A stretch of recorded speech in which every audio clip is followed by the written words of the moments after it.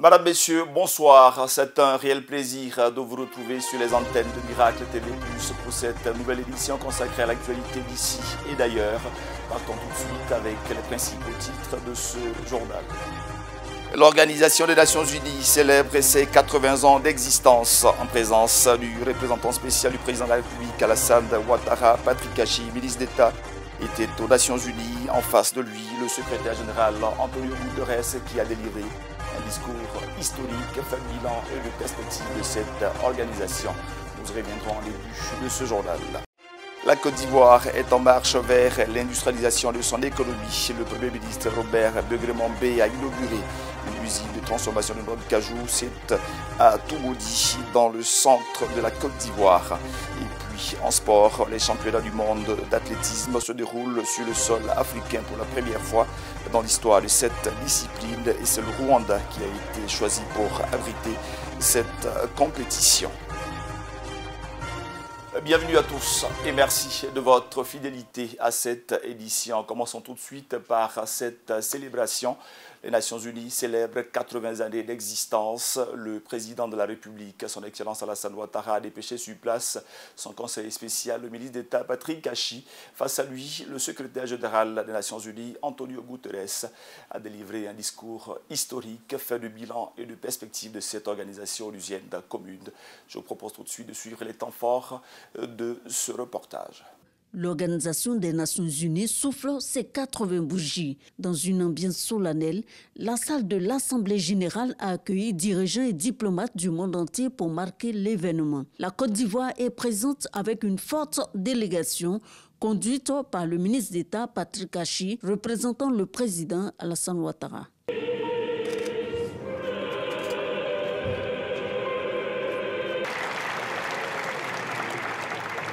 Le secrétaire général Antonio Guterres a rappelé l'esprit des fondateurs de l'ONU, un espace unique où toutes les nations peuvent se rassembler pour affronter ensemble les crises mondiales. Mais 80 ans plus tard, le constat est amer. Conflits persistants, pauvreté grandissante et droits internationaux bafoués. À cela s'ajoute l'urgence climatique. Antonio Guterres avertit, le monde multipolaire ne pourra être viable que si les institutions multilatérales sont renforcées. Les défis des 80 prochaines années seront à la fois familiers et inédits. La lutte contre la guerre et la pauvreté se poursuivra. Mais il faudra également faire face au chaos climatique, aux technologies incontrôlées, à la militarisation de l'espace et à des crises encore inimaginables. Le secrétaire général de l'ONU a aussi rappelé les grandes victoires de l'organisation, l'éradication de la variole, la protection de la couche d'ozone et la prévention d'une troisième guerre mondiale. La seule voie possible, c'est celle de l'unité. Soyons à l'auteur de ce moment avec lucidité, courage et conviction et réalisons la promesse de la paix. La présidente de l'Assemblée générale, Annalena Baerbock, a reconnu que les heures semblent à nouveau sombres, citant Gaza, l'Ukraine, le Soudan ou encore Haïti. Pour l'ONU, ce 80e anniversaire n'est pas seulement un moment de célébration, mais un appel à l'unité et à l'action collective face à des défis mondiaux toujours plus pressants. Et revenons sur place ici en Côte d'Ivoire pour mesurer la vitalité et le dynamisme du gouvernement ivoirien en faveur de l'industrialisation de notre économie. Le Premier ministre Robert Begremambé était sur place dans la région du Bélier, c'est dans le centre de la Côte d'Ivoire, principalement à Toumoudi, pour l'inauguration officielle d'une usine de transformation de noix de cajou. On fait le point tout de suite sur ces images. Une nouvelle usine de transformation de noix de cajou ici à Oussou, non loin de Toumoudi, œuvre du négociant agricole singapourien Robuste International. Cet autre fleuron de l'industrie ivoirienne du cajou, bâti sur 6 hectares, c'est 14 mois de travaux, 15 milliards d'investissements, 35 000 tonnes de capacité de transformation et près de 1000 emplois. L'agriculture africaine doit produire plus de valeur ajoutée en faveur des femmes et des hommes de ce continent. Nous avons utilisé les équipements les plus sophistiqués et les technologies les plus avancées, parce que notre ambition est grande et s'étend sur le temps. Nous espérons contribuer non seulement au rayonnement de la région, mais davantage de la Côte d'Ivoire.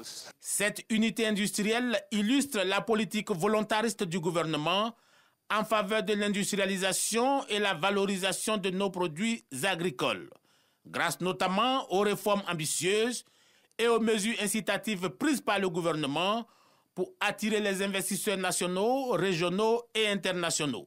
Aujourd'hui, notre pays, au titre de 2024, a levé son niveau de transformation d'anacarde à 341 000 tonnes, soit plus de 36,2% des volumes de production.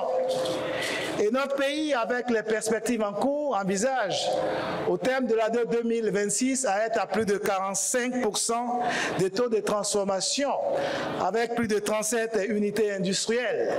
L'usine de cajou de Oussou, symbole de l'accélération de la transformation du tissu agro-industriel ivoirien, est une aubaine pour la population en ce qu'elle contribue à rapprocher les produits des sites d'achat et de transformation. La valeur des exportations des amandes devrait donc dépasser 400 milliards de francs CFA contre 210 milliards en 2024. L'installation de cette unité industrielle de grande capacité représente par ailleurs une garantie de débouchés pour les producteurs, une source de revenus stable, mais aussi des emplois durables pour nos jeunes et nos femmes, contribuant ainsi à leur autonomisation et à leur épanouissement. Kobena Kwasi Adjoumani a félicité la gouvernance du directeur général du Conseil coton anacarde de Carité, Mamadou Berté, et précisé que l'ambition industrielle du président Alassane Ouattara, contenue dans Vision Côte d'Ivoire 2030, a pour axe majeur transformer localement à cette échéance plus de 50% des principales productions agricoles nationales. Mes chers parents, pour le président Alassane Ouattara, ce qui compte, c'est le bien-être des populations en permettant aux populations d'avoir des productions agricoles, premièrement. Deuxièmement, de transformer ces productions agricoles.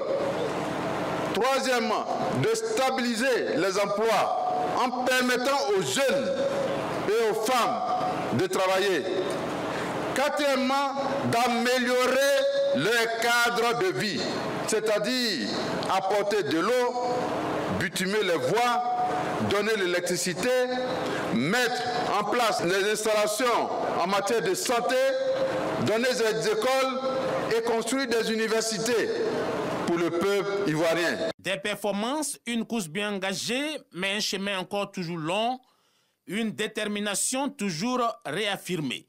D'où l'appel du Premier ministre Robert Begré-Mambé à privilégier la stabilité politique avec le président Alassane Ouattara. Et je vous propose à présent d'aborder le chapitre Afrique de cette édition et c'est l'actualité en République démocratique du Congo qui retient notre attention. Vital Kamerhe est désormais l'ex-président de l'Assemblée nationale de son pays. Ce grand commis congolais a choisi de rendre sa démission officiellement. Il quitte donc ses fonctions de président de l'Assemblée nationale de la RDC. Les raisons de cette démission surprise sont expliquées dans ce reportage.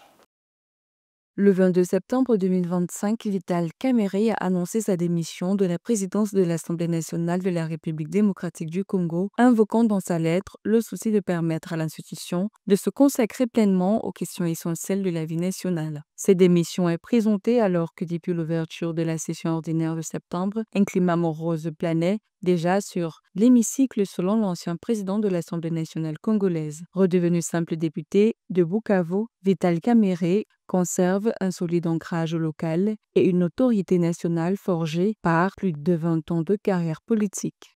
Dans l'exercice de leur liberté, certains, ici ou à l'extérieur, ont multiplié à mon endroit critiques acerbes et attaques violentes, largement médiatisées. Mais d'autres, nombreux, m'ont témoigné leur amour et leur soutien. Aux uns et aux autres, je tiens à dire merci infiniment. Fort malheureusement, ce débat si la déchéance éventuelle de quelques membres du bureau de l'Assemblée nationale a fini par occulter les véritables défis prioritaires auxquels notre pays est confronté à ce moment.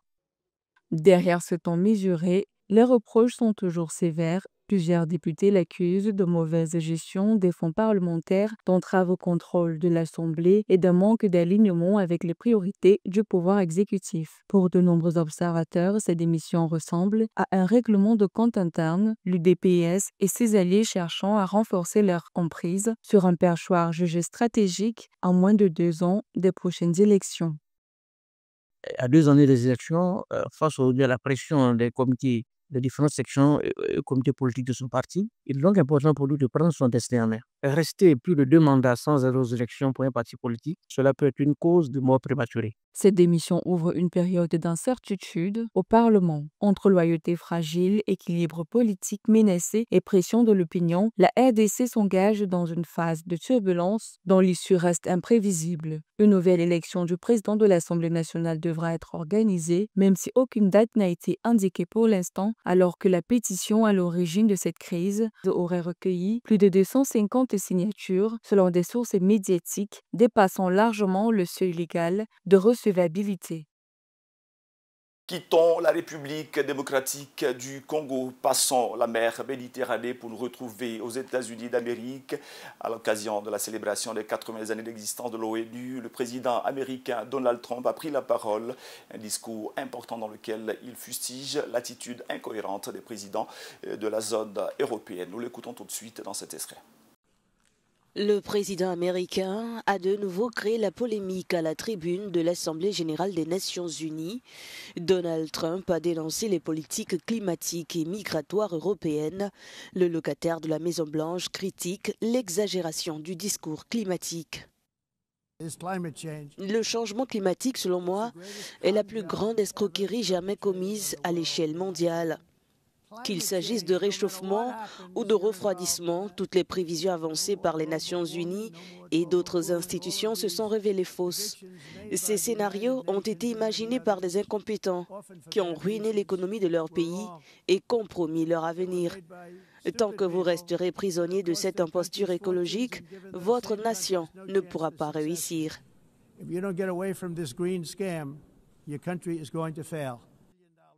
Donald Trump, qui a lancé une grande opération d'expulsion d'immigrés en situation irrégulière, a reproché à l'ONU de financer une attaque contre les pays occidentaux et leurs frontières avec ses programmes d'aide aux migrants. Je suis président des États-Unis, mais je me fais du souci pour l'Europe. J'aime ce continent et ses habitants, et cela me peine de l'avoir détruite par 2 fléaux, l'énergie et l'immigration. Ce duo ravageur anéantit tout, et il faut que cela cesse. Vous agissez par souci de bienveillance, par désir de rester politiquement correct, mais vous êtes en train de détruire votre héritage. L'Europe doit reprendre immédiatement et fermement le contrôle de cette crise migratoire sans précédent, ainsi que cette soi-disant crise énergétique, avant qu'il ne soit trop tard. Enfin, Donald Trump a affirmé qu'il mériterait un prix Nobel pour avoir, selon lui, mis fin à cette guerre. On change complètement de sujet et c'est l'actualité sanitaire qui nous intéresse à présent dans le monde. Selon le dernier rapport sur l'évolution de l'hypertension artérielle, plus d'1 milliard de personnes atteintes de cette maladie n'ont pas accès aux soins de santé. L'hypertension artérielle non maîtrisée expose plus d'1 milliard de personnes à des risques de maladie. Selon le 2e rapport mondial sur l'hypertension publié par l'Organisation mondiale de la santé, 1,4 milliard de personnes vivaient avec de l'hypertension en 2024, mais à peine plus d'1 sur 5 la maîtrise. Nous affirmons dans le rapport que l'hypertension est une crise, mais une crise qui peut être résolue. C'est une crise parce qu'aujourd'hui, 1,4 milliard de personnes souffrent d'hypertension et seulement 1 sur 5 parvient à la contrôler.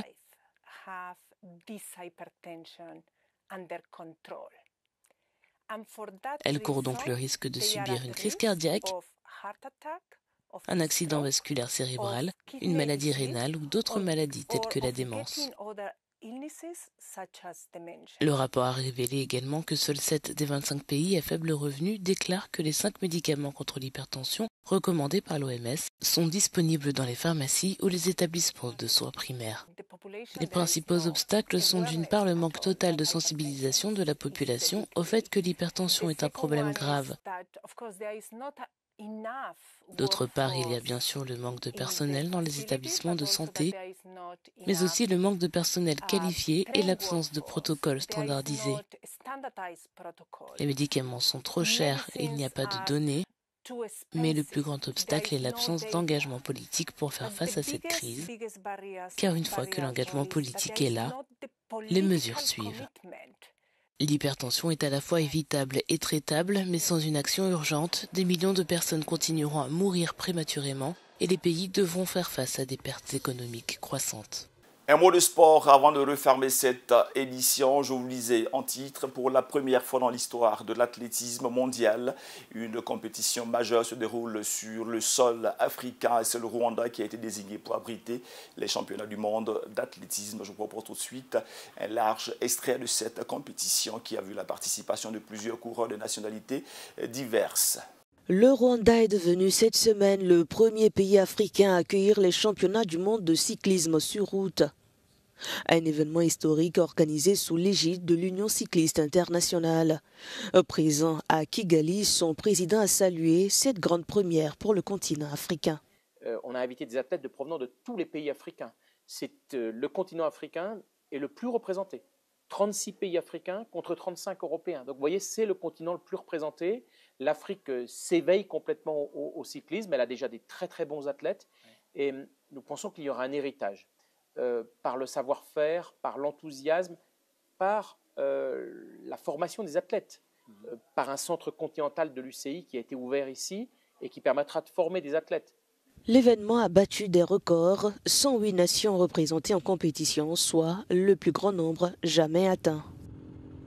Alors c'est vrai qu'aujourd'hui, le cyclisme est un sport de racines européennes. Le Tour de France, le Tour d'Italie, les grandes classiques sont en Europe. Mais moi, je porte ce message que nous devons être sur les 5 continents avec, par exemple, le World Tour au niveau de la route. Et lorsque j'ai rencontré son Excellence, le président Kagame au mois de février, je lui ai dit que moi, j'ai aussi un autre rêve après ces 15 jours. Le Tour du Rwanda puisse peut-être passer au 2e niveau en Pro Series. Et peut-être qu'on ait une épreuve du World Tour aussi ici. Je suis sûr que le Rwanda a la capacité de l'accueillir. Et je suis aussi convaincu que les athlètes, après être venus à ces championnats du monde, vont vouloir revenir. Donc voilà, avoir une épreuve du World Tour en Afrique et sans doute au Rwanda, ce serait formidable. David Lapartie ambitionne d'élever le Tour du Rwanda au plus haut niveau du cyclisme professionnel. Et voilà, c'est ici que nous mettons un terme à cette édition. Ça a été un plaisir d'être en votre compagnie. Merci à la jeune équipe qui m'a accompagné ce soir, chapeautée par l'immense Beniakrou Georges, caméra centrale Tiffany Koulibaly, maquillage Mondesi Kouakou, coordination au niveau de la rédaction Rachel Nyodjenia. Excellent sur le programme à tous et à toutes. Rendez-vous même heure, même canal, demain 19h15 sur Miracle TV+.